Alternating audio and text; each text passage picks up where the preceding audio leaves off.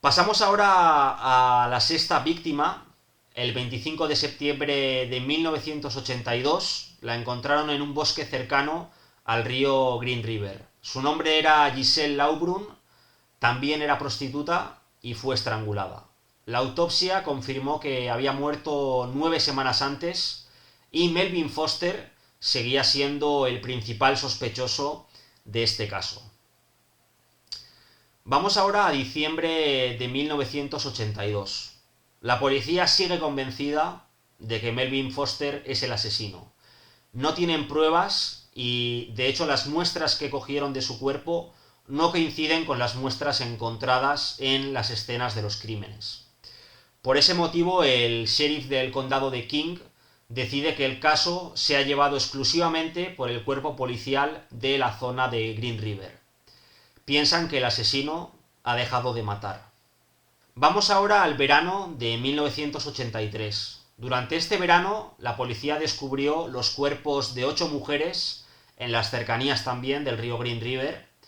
Melvin Foster había estado vigilado todo este tiempo y en ese momento se dio cuenta la policía de que estaban equivocados. No podía haber sido Melvin Foster.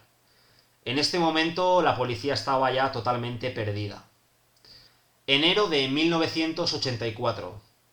En este momento son 42 agentes los que se ponen a investigar el caso. Son agentes de la policía local y agentes del FBI.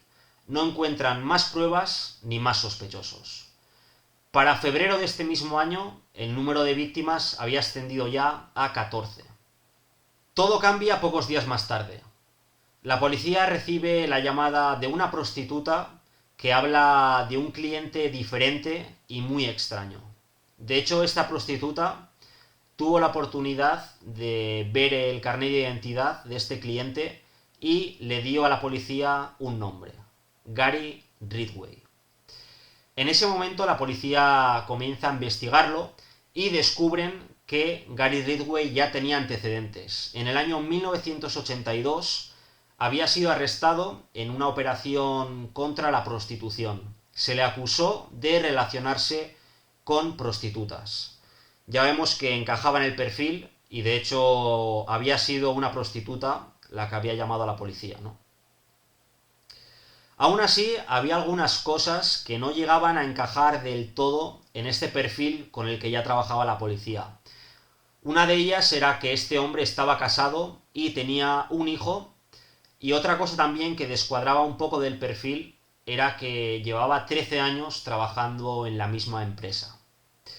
Ese mismo año la policía le realizó una prueba de polígrafo y la pasó sin ningún problema. Como no tenían ninguna prueba contra él, decidieron dejarle en libertad. Pasamos al verano de 1985.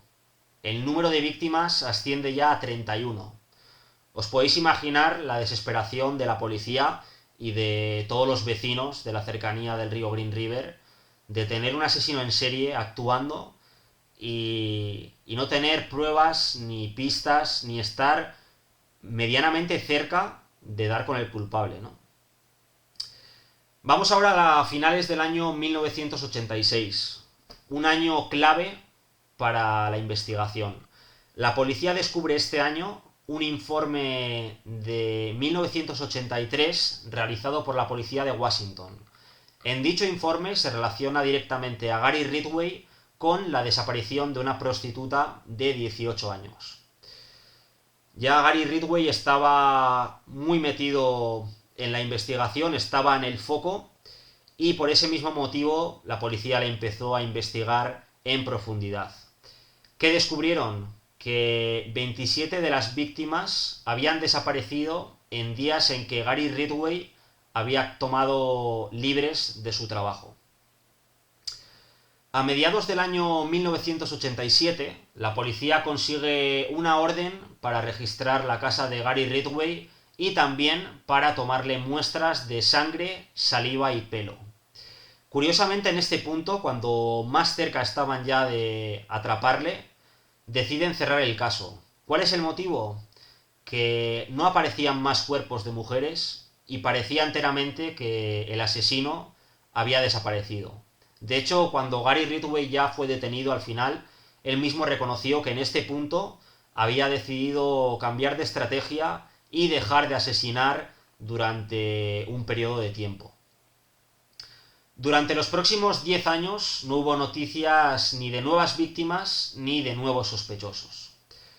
Pero el año 2001 fue el año donde detuvieron a Gary Ridgway. Para este año la tecnología había avanzado muchísimo y ya se realizaban pruebas de ADN.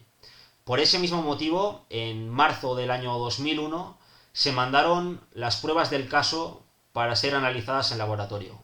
Y se compararon las muestras de semen que se hallaron en algunos de los cuerpos de las víctimas con la saliva que se le había tomado a Gary Ridgway en el año 1987. Las pruebas de ADN coincidieron al 100%. Ya tenían las pruebas suficientes para detenerle y el 30 de noviembre de este año, del 2001, Gary Ridgway finalmente fue detenido. En un primer momento se le imputaron 4 asesinatos y se enfrentaba a la pena de muerte.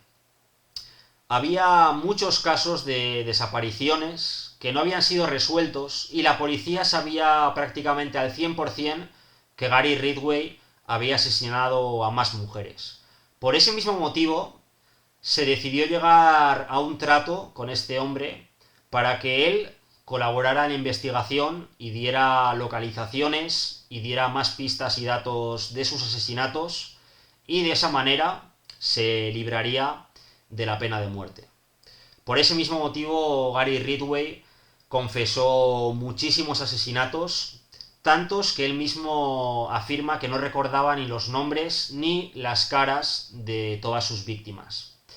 Fue condenado a 49 cadenas perpetuas por 49 muertes, pero como he comentado al principio, se piensan que podrían haber sido hasta 71. Este fue el motivo por el cual Gary Ridgway eludió la pena de muerte y finalmente fue condenado a 49 cadenas perpetuas. Para terminar el vídeo os voy a contar algunas de las curiosidades que he encontrado en torno a este caso de Gary Ridgway. La primera de ellas es que hubo otro asesino en serie que estuvo también participando en la investigación contra Gary. Su nombre era Ted Bundy, un asesino en serie muy conocido norteamericano que también asesinó a muchísimas mujeres unos años antes que Gary Ridgway. Otra curiosidad que he encontrado es que Gary Ridgway solía coger las joyas de sus víctimas y se deshacía de ellas dejándolas en el lavabo de mujeres de su trabajo. Gary Ridgway pensaba que dejando las joyas en los lavabos, las mujeres de su trabajo cogerían las joyas y las utilizarían. Otra curiosidad que he encontrado de este caso es que Gary Ridgway, una vez había matado a sus víctimas, solía atar piedras a los cuerpos para que los cuerpos se hundieran y nadie encontrara a sus víctimas. Otra curiosidad que he encontrado es que hay 80 asesinatos sin resolver en la zona de Vancouver, Canadá y Portland, la zona donde estuvo actuando Gary Ridgway en los últimos 20 años. Se piensa que Gary Ridgway probablemente pudiera haber matado a muchas de estas mujeres también. Otro dato a añadir interesante es que Gary Ridgway era necrófilo. Solía volver a la escena de los crímenes días después para seguir abusando de los cuerpos. De hecho, se encontraron en las vaginas y en las bocas de estas mujeres tanto tierra como piedras, y según las propias palabras de Gary Ridgway, esto fue porque no quería que otra persona encontrara los cuerpos y abusara de ellas. Quería que estas personas o estas mujeres fueran exclusivamente para él. Fijaos hasta qué punto llegaba su trastorno, ¿no? Un dato también muy interesante que he encontrado en torno a Gary Ridgway es que a día de hoy todavía puede ser condenado a muerte.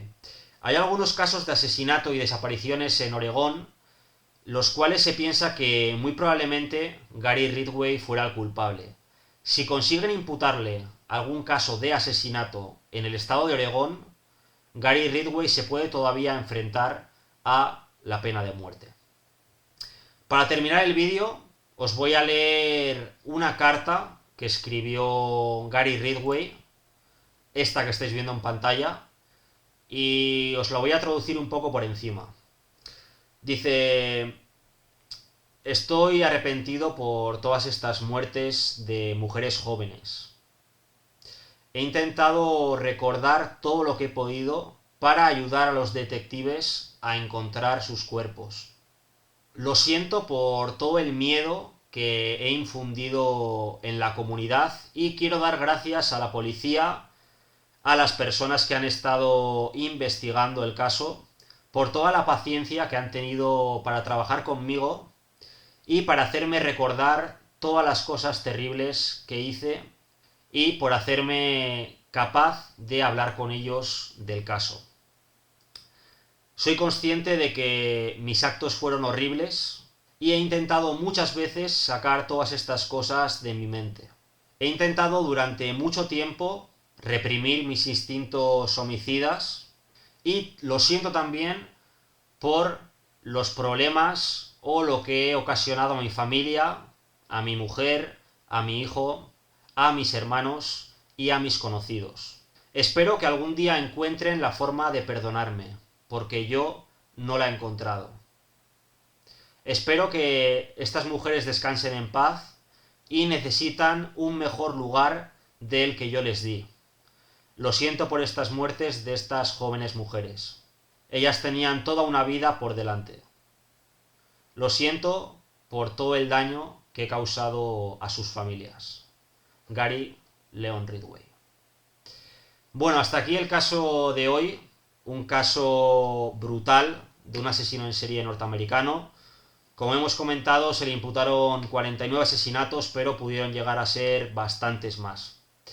Espero que os haya parecido muy interesante y nos vemos en próximos vídeos. Muchísimas gracias y un saludo. Hasta la próxima.